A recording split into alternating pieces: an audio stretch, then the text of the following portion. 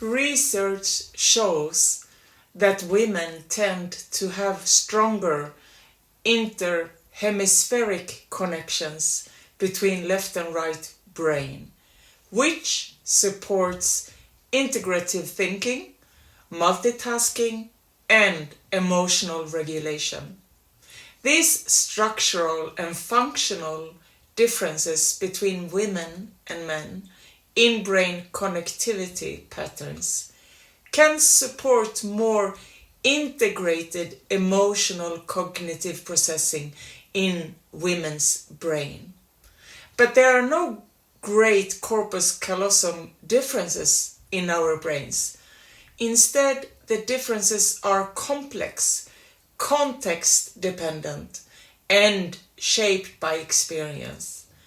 Biologically enabled tendencies, together with hormones, life experience, and cultural shaping, can produce higher average EQ, cooperative orientation, and stress strategies that often translate into stronger, more sustainable leadership outcomes and enable strengths in emotional perception, social cognition, and healing with decision making. Hey you perfect soul, I am Sophia, author, self-help spirituality, fantasy action, sociology, with a PhD in sociology. Female top leaders is still something rare, unobtainable, and unrewarding, even though research clearly shows that the winning concepts for successful leadership of today is to be compassionate, sustainable, and collaborative, traits that are defined as typical feminine leadership traits, but obviously can be developed by men. It is an understanding of feeling deeply so you can see clearly. It is a power of presence and resonance that combine emotion with reason and empathy with strategy. So let's integrate and transform. Let's Ubuntu, Namaste, Aloha, Tao, Frid, Salam and Shalom, in peace, harmony, and love. Estrogen receptors affect how the brain adapts and integrates information.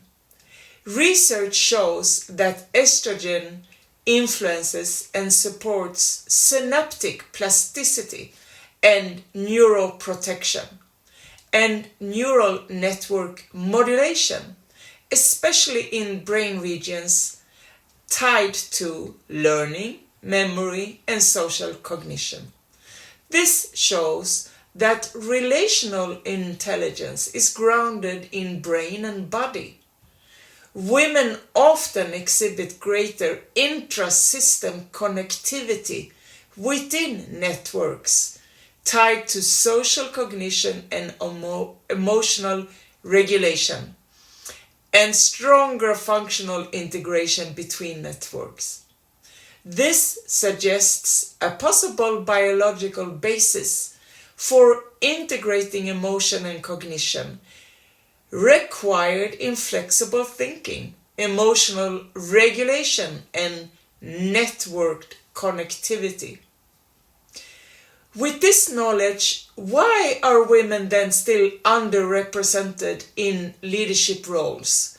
Women often face greater scrutiny, higher expectations, and pressure in leadership roles, which can lead to higher preparedness, adaptability, and resilience. Fortune 500 listed 55 female CEOs 2025, around 11% of the club. Women account for only about 20% of the top 1% of income earners. Globally, women hold roughly 30% of senior and managerial roles. In the US, women hold about 35% of leadership positions, despite being roughly half the labor force.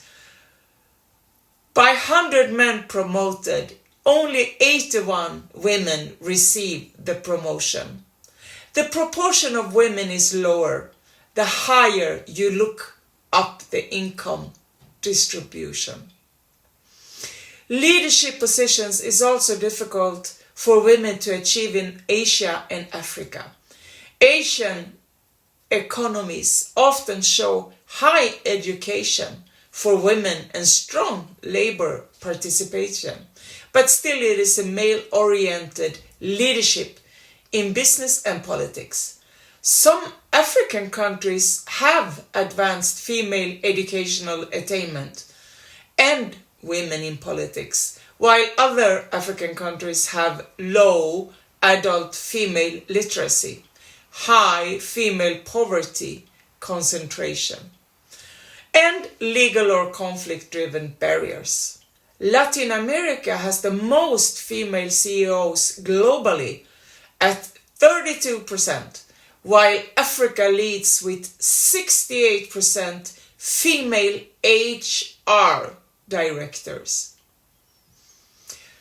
The Gnostic myth of Aeon Sophia, divine wisdom, who both descends in her mistake of creating the demiurge and then ascends, resolving her mistake, represents the typical female integrative wisdom in life, where hormones and connectivity predispose toward integration, empathy, and resilience. There is a female embodied wisdom due to her cycles and life-giving abilities. The divine wisdom is embodied and integrated in the female elders. Social practice and caregiving also sharpen those capacities. Together, they model an integrated leader who unites compassion and competence. Science parallels this myth of Sophia with the mixture of hormones, neural connectivity, and social neurochemistry, which create capacities for empathy, resilience, and integrative judgment. Relational leadership is embodied by wisdom, not conquest, by connecting both with the outer world and the inner world. Error is transformed to wisdom, while logic integrates with empathy. Women are often socialized from a young age to emphasize interpersonal skills, empathy, communication, and concern for others. There is often an embodied cycle of closeness to life, care, and death. As societies push toward gender equity, women are also increasingly recognized for their strategic thinking, their ethical leadership, and their people-centric approaches. This relates to modern leadership. There are styles of power and creation that emphasize raw force, limitation, competition, and there are styles that emphasize wisdom, relationality, and integration. And here's what you can do. Educate yourself concerning successful leadership techniques in our modern world, and then educate your boss. Recognize your own divine wisdom through your lifetime. Celebrate your mistakes and know, like Sophia, that they have made you a better version. Be an active and loving change maker, and above all, be your perfect balance of our two sacred energies. Love is contagious, so love like crazy. Blessed day.